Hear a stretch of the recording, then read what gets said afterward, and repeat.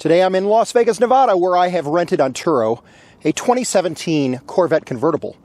And in this video, I'm going to give you the 5 things that I hate the most about the 7th generation of the Chevrolet Corvette. So stick around.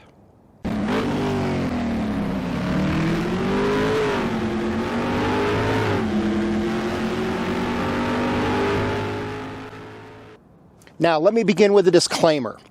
So, whenever I do one of these videos of the things I hate about a certain generation of the Corvette, people want to go to their keyboards and start flaming me and criticizing me.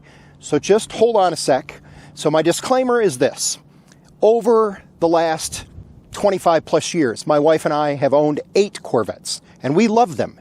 And I've loved all the generations from the 4th through the 8th, including the 7th generation. In fact, the last video I just did was the 7 things I love the most about the 7th generation. But with any automobile, they're not perfect. There are things that are annoying, things that you dislike. And so in this video, I'm going to show you the 5 things that annoy me the most about the 7th generation of the Corvette. So, with the disclaimer out of the way, let's get started with number 1. There really is no good place to put your cell phone. So obviously you can put it in the storage compartment behind the screen if you want, but of course that's a great place to forget about it. It's the same problem you're going to have if you put it in the center console box. Here is that you're going to park the car and go into the store, or you're at home and you go back in the house and you go, oh, I forgot my phone.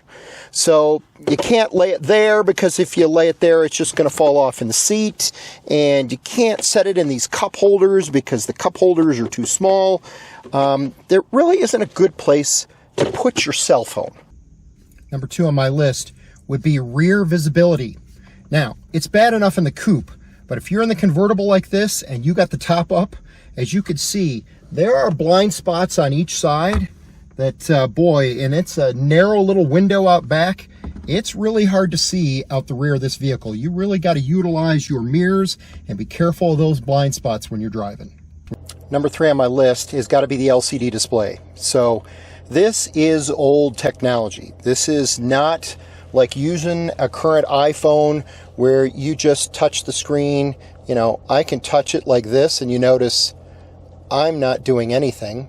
You really, it's a resistive, so you actually have to push the screen in order to get the item that you want on the screen. Here, we'll push the cameras and we'll show you the backup camera. And then the other thing, of course, it gets wear areas from pushing on it. As you can see, it reflects the sun off of it. It really is old technology, and so that is number 3 on my list. Number 4 on my list does not apply to every 7th generation Corvette, although it does apply to all the 2014 and 2015 model years, and that is the lack of front parking cameras. There's one on each side of this 2017 that I'm driving today, but these cameras were only available if you ordered a 2LT or 3LT option package from 2016 through 2019. If you had a 1LT base model, or if you had a 2014 or a 2015, you don't get the front parking cameras.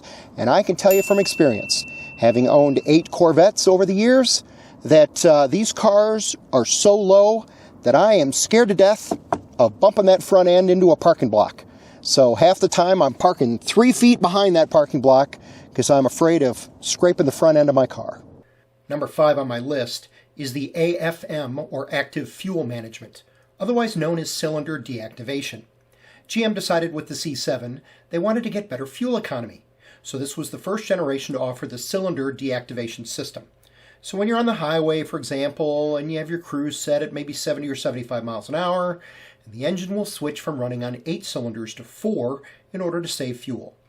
Some customers, like myself, find this feature to be annoying, and in the C7 generation, GM does not give you the ability to shut it off. Now, there are companies that'll sell a device that plugs into your OBD2 connector, and it'll turn the feature off for you. A quick check on Amazon, and I found some for less than $40. But still, I find AFM, or cylinder deactivation, to be annoying. And that concludes my video of the 5 things I hate the most. Okay, let's call it dislike the most, about the 7th generation of the Chevrolet Corvette. If you're a C7 owner, or maybe a prior owner of a C7, what'd you think of my list? Did I forget something you think ought to be included? Drop me a comment below, let me know what you think. Or Did I put something on the list you think is not appropriate? Once again, drop me a comment. Let me know what your thoughts are. My name is Tom Stroup. You've been watching Find the Right Road. If you enjoyed this video, please click the like button and consider subscribing to my channel. Thanks, and we'll catch you next time.